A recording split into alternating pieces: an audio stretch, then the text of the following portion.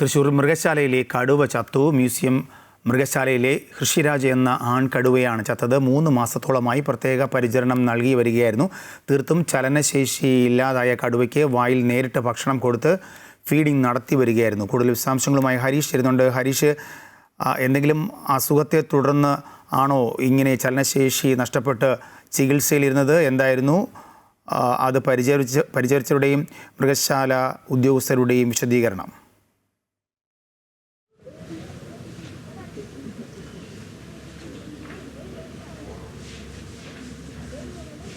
രാജേഷ്, വാർദ്ധക്യ സഹജമായ അസുഖത്തെ തുടർന്നാണ് ഈ ഒരു കടുവ മരണപ്പെട്ടത് എന്നുള്ളതാണ് മനസ്സിലാക്കാൻ സാധിക്കുന്നത്. വയനാട്ടിൽ നിന്നും പിടികൂടിയ കടുവയാണ്. ഋഷിരാജ് എന്ന പിടിക്കുന്ന കടുവയാണ് ഇപ്പോൾ മരണപ്പെട്ടത്. എനിക്ക് പുറകിൽ കാണുന്ന ഈ കൂടിനപ്പുറത്തായിരുന്നു കടുവ ഉണ്ടായിരുന്നത്. കഴിഞ്ഞ ദിവസമാണ് ഇത്തരത്തിൽ കടുവ മരണപ്പെടുന്ന ഒരു സാഹചര്യത്തിലേക്ക് പോയത്.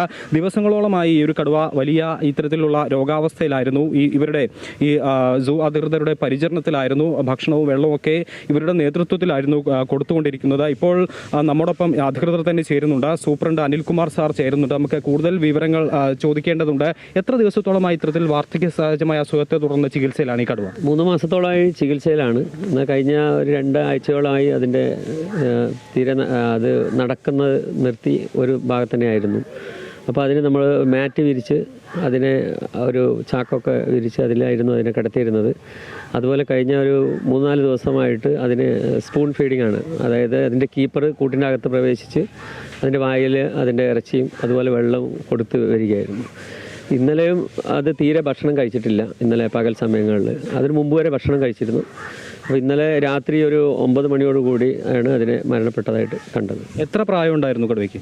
ഇതിന് 14/7/2015 നമ്മുടെ വയനാട് സുൽത്താൻ ബത്തേരി റേഞ്ചിൽ നിന്നും കാട്ടിക്കുളം എന്ന സ്ഥലത്ത് വെച്ച് പിടികൂടിയ കടുവയായിരുന്നു. അപ്പോൾ ഈ കടുവയെ അന്ന് ഇവിടെ കൊണ്ടുവരുന്ന സമയത്ത് ഉദ്ദേശം 15 വയസ്സോളമാണ് പ്രായം കണക്കാക്കിയത്. അതിനുശേഷം ഒരു 10 വർഷം കൂടി കഴിഞ്ഞിരിക്കുന്നു. ഏകദേശം ഒരു 25ഓളം വയസ്സ് പ്രായം അതിന് തോന്നുന്നു. ഈ പുത്തൂർ സൂവിലേക്ക് മാറ്റാനുള്ളൊരു അത്തരത്തിലുള്ളൊരു സാധ്യത ഉണ്ടായിരുന്നോ, അല്ലെങ്കിൽ അതിനുവേണ്ടി നിൽക്കുകയായിരുന്നു? അപ്പോഴാണോ മരണപ്പെട്ടത്? ഇല്ല, ഇതിൻ്റെ ഒരു അസുഖങ്ങളും കാര്യങ്ങളും ആയതുകൊണ്ട് ഇവിടെ ഉണ്ടായിരുന്ന കടുവ, അതുപോലെ ഒരു പുള്ളിപ്പുലി, ഈ സിംഹം, ഇങ്ങനെ ഈ 3 മൃഗങ്ങളെ നമ്മൾ ഈ പ്രശ്നമുള്ളതുകൊണ്ട് ഇത് ഇവിടെ ചികിത്സിച്ച് വരുന്നതുകൊണ്ട് തൽക്കാലം അവിടേക്ക് മാറ്റിയിട്ടില്ല. അതുകൊണ്ടാണ് മാറ്റാതിരുന്നത്. സത്യം പറയുക, വാർദ്ധക്യ സഹജമായ അസുഖം ഈ കടുവയ്ക്കുള്ള ലൈഫ് സ്പാൻ എന്ന് പറയുന്നത് ഒരു 20 വർഷത്തോളം അല്ലെങ്കിൽ 20-25 വർഷത്തോളമാണല്ലോ. അപ്പോൾ ഇത്രയും വർഷം ഇവിടെ നിന്നിട്ടും ഈ ഒരു അസുഖം അതെങ്ങനെയാണ്, അല്ലെങ്കിൽ എത്രത്തോളം ആ കടുവയെ അത് ബാധിച്ചിട്ടുണ്ട്? ഇല്ല, കടുവയ്ക്ക് അങ്ങനെ ഈ അസുഖം എന്ന് പറയാൻ പ്രശ്നങ്ങളല്ല ഉണ്ടായിരുന്നത്. കടുവ സാധാരണ കാട്ടിലൊക്കെ ആണെങ്കിൽ 18-19 വർഷം വരെ മാത്രമേ ജീവിക്കൂ. സൂവിലൊക്കെ ആണെങ്കിൽ ഒരു 20-21 വർഷം വരെ, അല്ലെങ്കിൽ വളരെ ആരോഗ്യമുള്ളവനാണെങ്കിലാണ് കുറച്ചുകൂടി വർഷം ജീവിക്കുന്നത്. ഇത് നല്ല കൊണ്ടുവരുന്ന സമയത്ത് നല്ല ആരോഗ്യവാനായിരുന്നു. അതുപോലെ നല്ല രീതിയിൽ നമ്മുടെ സന്ദർശകരൊക്കെ ഒരുപാട് ആകർഷിച്ച ഒരു മൃഗം തന്നെയായിരുന്നു. അവസാനത്തെ കുറച്ച് ദിവസങ്ങൾ പറഞ്ഞില്ല, 2-3 മാസങ്ങളിലാണ് അതിന് ഞങ്ങൾക്ക് കൂടുതൽ ചികിത്സ നൽകേണ്ടി വന്നത്. അതുപോലെ വെറ്ററിനറി കോളേജിൽ ഒരു വിദഗ്ധ സംഘം വന്ന് ഇതിനെ നോക്കി ചികിത്സിക്കാറുണ്ടായിരുന്നു.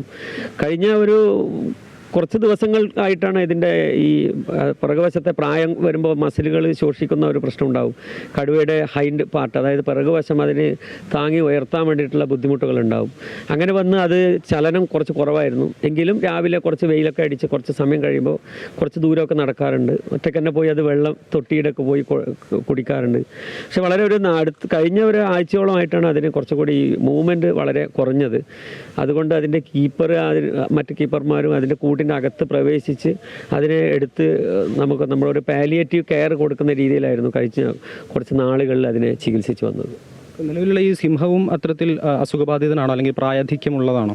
സിംഹം നമുക്കറിയാം, ഈ മൃഗശാലകളിലുള്ളത് ഹൈബ്രിഡ് സിംഹങ്ങളാണ്. അതായത് ആഫ്രിക്കനും ഏഷ്യനും തമ്മിലുള്ള ക്രോസിൻ്റെ ജീനാണ് അവർക്കൊക്കെ ഉള്ളത്.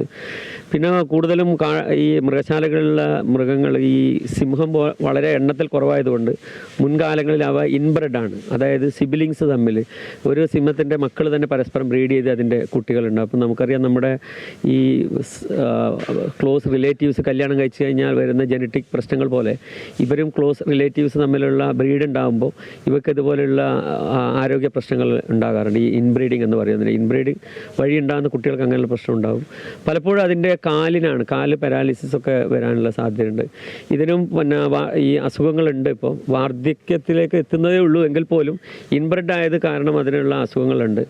പലപ്പോഴും അതിൻ്റെ പിന്നെ ഈ കോൺസ്റ്റിപ്പേഷൻ വരാറുണ്ട്, അതിന് മലബന്ധം പ്രശ്നങ്ങൾ. അപ്പോൾ അതിന് പിന്നെ ഇതേപോലെ ഡോക്ടർമാർ വന്ന് അതിനെ ചികിത്സിക്കുകയും പിന്നെ ഇടയ്ക്ക് മയക്കുകയും ഒക്കെ ചെയ്യാറുണ്ട്. എങ്കിലും അവൻ വലിയ കുഴപ്പമില്ല. ഇപ്പോൾ നടക്കുമ്പോൾ കാലിലുള്ള പ്രശ്നങ്ങൾ ഒഴിച്ചു കഴിഞ്ഞാൽ മറ്റ് ഭക്ഷണമൊക്കെ കഴിക്കുന്നതിലും മറ്റ് കാര്യങ്ങളൊക്കെ വളരെ കുഴപ്പമില്ലാതെ പോകുന്നുണ്ട്.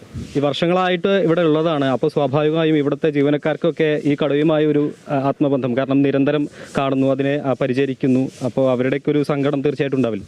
തീർച്ചയായിട്ടും മൃഗങ്ങൾ പിന്നെ പുത്തൂരേക്ക് പോകുമ്പോൾ തന്നെ പലർക്കും വളരെ സങ്കടമായിരുന്നു. പക്ഷേ കൂടുതൽ മെച്ചപ്പെട്ട ആവാസ വ്യവസ്ഥയിലേക്ക് കൊണ്ടുപോകുമെന്ന ഒരു സന്തോഷം ഇതുണ്ട്.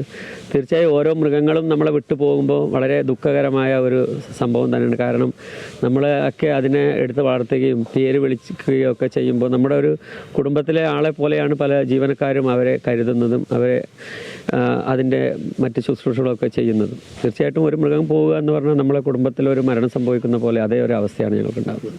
അതാണ് ഇവർക്ക് വലിയ സങ്കടമാണ്. ഇപ്പോൾ നിലവിൽ ഈ കൂട്ടിൽ നമുക്കൊരു സിംഹത്തെ കൂടി കാണാം. ഈ ഒരു സിംഹവും ഇത്തരത്തിൽ ഈ വാർദ്ധക്യ സഹജമായ അസുഖത്തെ തുടർന്ന് വളരെ ക്ഷീണിതനാണ് എന്നുള്ളതാണ്. ഇപ്പോൾ ഈ കൂട് വൃത്തിയാക്കാൻ വേണ്ടി സിംഹത്തെ പുറത്തേക്ക് മാറ്റിയതാണ്. ഇതിന് സമാനമായ രീതിയിലായിരുന്നു കടുവയും ഉണ്ടായിരുന്നത്. ഇതൊക്കെ ഈ മൃഗങ്ങളുടെ അവസാന ദിവസങ്ങൾ അല്ലെങ്കിൽ അവസാനത്തെ കുറച്ച് നാളുകളാണ് എന്ന് പറയാം. ഇനി ഈ കൂട്ടിൽ കിടന്ന് തന്നെ അല്ലെങ്കിൽ ഈ ഒരു മൃഗശാലയിൽ തന്നെ അന്ത്യം എന്നുള്ളത് മാത്രമാണ് ഈ മൃഗങ്ങൾക്ക് ബാക്കിയുള്ളത്. എന്തായാലും നിലവിൽ ഈ നടപടിക്രമങ്ങളെല്ലാം പൂർത്തിയാക്കിയിട്ടുണ്ട്. ഈ കടുവയുടെ സംസ്കാരം അത്തരത്തിലുള്ള പ്രവർത്തനങ്ങളാണ് ഇനി അങ്ങോട്ടേക്ക് നടത്താനുള്ളത്. വർഷങ്ങളായി ആളുകളെ വലിയ രീതിയിൽ അത്ഭുതപ്പെടുത്തിയ ഒരു കടുവയാണ് ഇപ്പോൾ മരണപ്പെട്ടിരിക്കുന്നത്. രാജേഷ്.